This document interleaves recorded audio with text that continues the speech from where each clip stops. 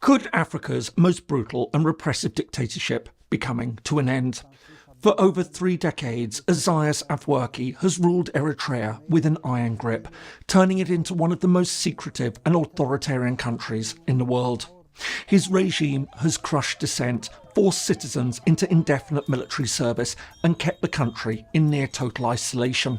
However, after years of brutal crackdowns, dissidents are regrouping in an attempt to challenge his rule. But can this entrenched dictatorship really be dismantled, and could neighbouring Ethiopia be the key to efforts to overthrow this totalitarian state? Hello and welcome. If you're new to the channel, my name is James Kerr-Lindsay, and here I take an informed look at international relations, conflict, security and statehood. Authoritarian states are remarkably common in the international system. While it's hard to pinpoint the exact number, as precise definitions differ, estimates suggest that around 60 countries are currently ruled by dictators or highly authoritarian leaders. Altogether, this means that as much as 40% of the world's population lives under autocratic rule. But even within this number, there are considerable variations. While some of these countries are still relatively open and penalties for opposing the leader are relatively mild, others are highly repressive, where any dissent is suppressed, often with imprisonment, torture, or even execution. One of the world's longest standing and most brutal dictatorships is Eritrea.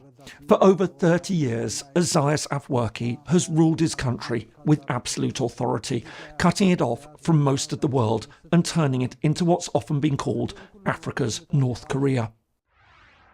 The state of Eritrea is located in northeast Africa, at around 120,000 square kilometres or around 45,000 square miles. To its east, it has a Red Sea coastline. To the southeast, it borders Djibouti, and to the northwest, Sudan. However, its longest land border is with Ethiopia. Eritrea's precise population is unknown, as no official figures are available. However, the UN suggests it currently has around 3.5 million inhabitants. It's believed that this is divided roughly equally between Orthodox Christians and Sunni Muslims. Likewise, there's no official economic data available. Although it's resource-rich, with gold and copper, its per capita GDP is estimated to be around $700, making it one of Africa's poorest countries. Sitting on the Red Sea, one of the world's key trading routes, Eritrea's history stretches back to ancient times. However, our story really begins with the expansion of European colonialism in the 19th century. After establishing a trading presence in the territory, in 1890 the Kingdom of Italy established the colony of Eritrea. This lasted until the mid-1930s, when Italy conquered Ethiopia, uniting it with Eritrea and Somaliland to form Italian East Africa. But this would be short-lived. During the Second World War, British troops, alongside Ethiopian guerrillas, forced Italy to withdraw from the region. From there, Eritrea would follow a very different course to the other two territories. While Ethiopia regained its previous independence and became a founding member of the United Nations in 1945, Italian Somaliland was passed back to Italian rule in 1949 and became independent in 1960 as one part of the Somali Republic. However, Eritrea remained under British administration, becoming a UN Trust territory. As decolonisation began to grow, the expectation was that Eritrea would also be given the right to self-determination. The trouble was that Eritreans were divided on its future. The goal of the Muslim community was independence. Failing that, they would settle for continued UN trusteeship under British rule. However, the Christians saw things differently. As members of the Ethiopian Orthodox Church, they preferred union with neighbouring Ethiopia. Crucially, the Ethiopian Emperor Haile Selassie also pushed for this option. Aside from arguing that the area had historically been Ethiopian, he saw this as a chance for landlocked Ethiopia to gain vital access to the sea. Faced with these differences, the UN General Assembly formed a commission to investigate the matter. But it failed to reach an agreement. Instead, it offered 3 options. First, Ethiopia could simply annex Eritrea. Secondly, Ethiopia and Eritrea could unite as a federation, and thirdly, Eritrea could continue under UN trusteeship pending independence. In the end, following pressure from Western-aligned Ethiopia and with British and American support, the General Assembly recommended the federal settlement, and on the 15th of September 1952, the two countries united to form the Federation of Ethiopia and Eritrea. From the start, the new state was an unequal union. Ethiopia, which was far larger and had a long history of independence, naturally saw itself as the dominant partner, leading to Eritrean discontent. This eventually exploded in September 1961 when an armed group, the Eritrean Liberation Front, launched a revolt against Ethiopian rule. In response, Ethiopia now dissolved the federation and annexed Eritrea.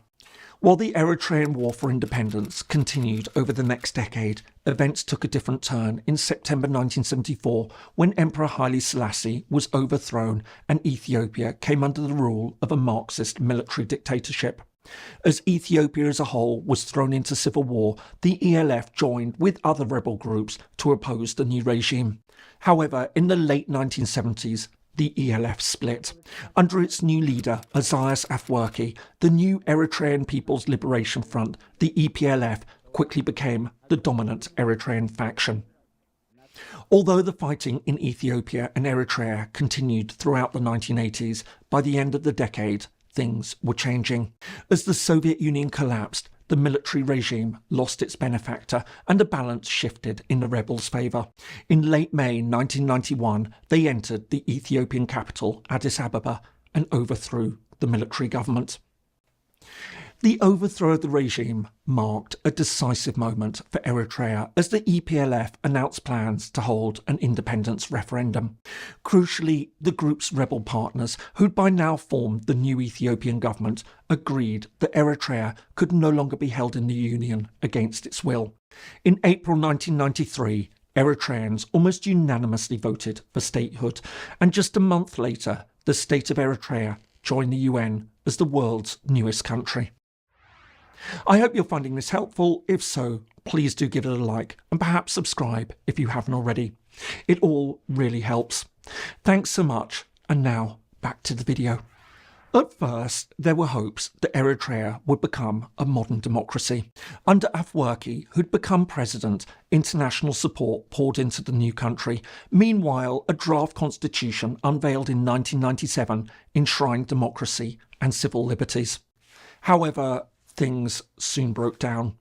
In 1998, following a border dispute, Eritrea turned on its former rebel partners and invaded Ethiopia, sparking a brutal two-year war. But while the conflict ended in 2000, continuing tensions with Ethiopia saw Eritrea remain highly militarised. From there, Afewerki tightened his grip on power. As well as shutting down independent media and indefinitely postponing elections, a large-scale crackdown in 2001 saw almost all opposition leaders jailed. Since then, things have gone from bad to worse. Having refused to endorse the 1997 draft constitution, under Afewerki's rule, Eritrea has become one of the most repressive countries on the planet. Under the ruling People's Front for Democracy and Justice, the successor of the EPLF, the country now operates as a totalitarian one-man dictatorship without a legislature, independent judiciary, or press freedom. Meanwhile, with fundamental human rights wholly curtailed, the ruling regime enforces a conscription system that forces men and women into military service without a clearly defined end term. All this has seen hundreds of thousands of Eritreans flee the country. In addition to the harsh domestic conditions, Afewerki has also faced considerable international criticism for his foreign policy. For example, after reaching a peace agreement in 2018 with the Ethiopian Prime Minister Abiy Ahmed Ali, Eritrea sent troops to fight alongside Ethiopian forces in the Tigray civil war. This led to allegations of large-scale war crimes. In addition, it's also been accused of arming insurgents in neighbouring Sudan. But while Eritrea remains largely closed and firmly opposed to the West, it isn't completely isolated. Notably, it maintains close contacts with India, which has emerged as a key trading partner and has long provided development assistance. Meanwhile, against the backdrop of renewed tensions with Ethiopia, which has even suggested that it could invade Eritrea to gain Red Sea access, Afewerki has been building his ties with Somalia and Egypt, both of which also have their differences with Addis Ababa. Finally, Eritrea has become one of Russia's few reliable friends on the world stage, regularly voting alongside Moscow at the United Nations. But despite the terrible situation in Eritrea, up until now, Afewerki has faced little organised opposition. Internally, his grip on power appears to be tight. Meanwhile, externally, criticism has tended to be muted. Exiled activists, including journalists and former government officials working to expose Eritrea's human rights abuses, often do so at considerable personal risk. The Eritrean government has targeted critics abroad using intimidation, surveillance and threats against their families back home. But despite all this, there are now signs that opposition to Afewerki's rule is growing. While there's little indication of how ordinary Eritreans within the country feel, an increasing number of escapees and dissidents are speaking out against Afewerki's brutal rule, detailing harrowing accounts of forced labour, arbitrary detention and torture. At the same time, younger second-generation Eritreans living abroad are also becoming more active. As a result, the opposition groups have become bolder. Increasingly, Eritrean Independence Days are now a chance to demonstrate against the regime in Western capitals. In addition, dissident organisations are working more openly. For example, a group known as Brigade Nemedu or Blue Revolution has been reaching out to the diaspora communities to spread the message about the human rights abuses and counter regime intimidation. But crucially, as tensions between Ethiopia and Eritrea rise again, Ethiopia also appears to be more closely involved. This was highlighted when two opposition groups, including Blue Revolution, openly met in Addis Ababa in early 2025 to discuss overthrowing the Afewerki regime, something that couldn't have happened without tacit Ethiopian acceptance. Naturally, all this raises the question of whether Addis Ababa will go further. For example, could it go beyond supporting opposition groups and even sponsor a significant armed insurgency?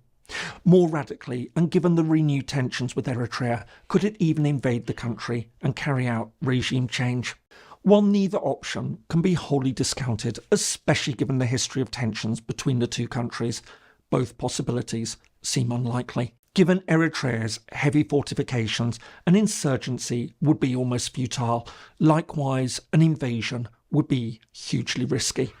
But there's also another critical factor to consider. Afewerki is getting old. Now almost 80 years old, questions are growing over how long his regime can last, especially as he doesn't appear to have groomed a successor. In this sense, if Afewerki were to die in office, the regime's future looks uncertain. While some observers believe that the military or ruling elite would attempt to maintain the status quo, others have suggested that the country will inevitably collapse into chaos with internal power struggles or even civil unrest. Still, none of this may be imminent. Afewerki, despite his age, appears to be fit and active. For all these reasons, there's little available evidence to suggest that the regime is under serious internal threat, at least as yet, while long-suppressed external movements are certainly gaining momentum and Ethiopia is perhaps becoming more involved. Removing Issayas Afewerki from power, Africa's most repressive dictator, remains a formidable challenge. I hope you found that useful. If so, here are some more videos that you might find helpful. Thanks so much for watching, and see you in the next video.